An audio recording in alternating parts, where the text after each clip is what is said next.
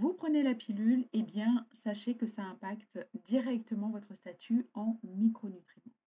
Dans cette vidéo, je vous explique comment évaluer par la biologie et par la clinique ces déficits micronutritionnels induits par la prise de la pilule. Bonjour à toutes, bonjour à tous. Je suis Delphine Bassier, praticienne en nutrithérapie. Je suis formée en hormonologie et en biologie fonctionnelle. Alors, quand on prend la pilule, effectivement, on va avoir une déficience en magnésium. Cette déficience, on va la mesurer par des signes cliniques uniquement. Vous allez pouvoir le mesurer si vous avez des crampes musculaires, des paupières qui sautent, si vous vous sentez tendu, stressé, fatigué, il y a des réveils nocturnes. Eh bien, tout ça, ce sont des signes cliniques qu'il y a un manque de magnésium. Deuxième point, quand on prend la pilule, il est intéressant de mesurer le stress oxydatif, puisque la pilule augmente le stress oxydatif. Donc pour cela, il est intéressant de mesurer un marqueur qu'on appelle le 8-OHDG. Donc ça va nous permettre de mesurer, de savoir si l'ADN des cellules a été endommagé par le stress oxydatif. Deuxième marqueur, les anticorps anti-LDL oxydés.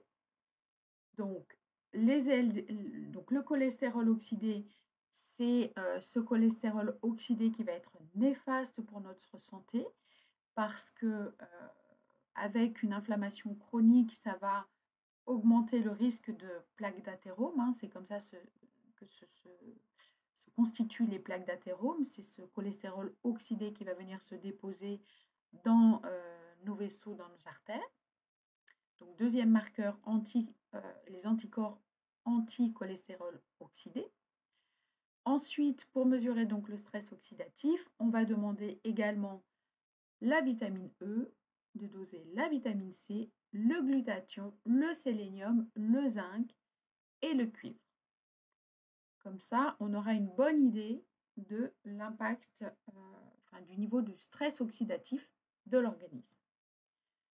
Troisième point, on va évaluer les troubles de la méthylation, puisque la pilule va venir impacter la méthylation, qui est une des voies de la détox au niveau de notre foie. Donc, pour mesurer si la méthylation est fonctionnelle, on va demander un marqueur qui est l'homocystéine, puis on va mesurer la vitamine B9, mais érythrocytaire, c'est-à-dire celle qui est dans la cellule, la vitamine B12 également érythrocytaire, et puis la vitamine B6 et le zinc. Tout ça, ce sont des cofacteurs, des vitamines, des minéraux qui sont nécessaires à une bonne méthylation au niveau de notre foie.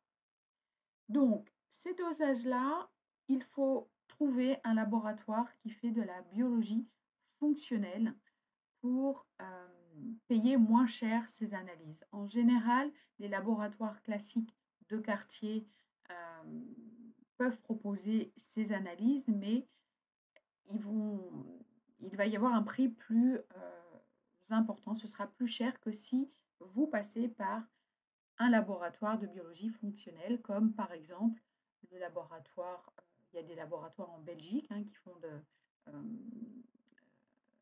la biologie fonctionnelle. Donc on a l'IMS, on a le Saint-Lab, on a les laboratoires Barbier en France, et puis on a aussi des laboratoires Juvenalis que vous pouvez trouver, qui sont rattachés très souvent à des laboratoires classiques de quartier. Voilà pour cette vidéo. Il est important de mesurer la méthylation, le stress oxydatif, d'évaluer par la clinique votre statut en magnésium pour pouvoir contrer les effets délétères de la pilule. Je vous dis à très vite pour une prochaine vidéo. N'hésitez pas à prendre rendez-vous. Vous avez tous les liens dans ma bio. À prendre rendez-vous pour un échange gratuit par téléphone de 30 minutes si vous avez des questions par rapport à cette vidéo ou toute question en lien avec votre santé et votre bien-être. Je vous dis à très vite pour une prochaine vidéo. Portez-vous bien.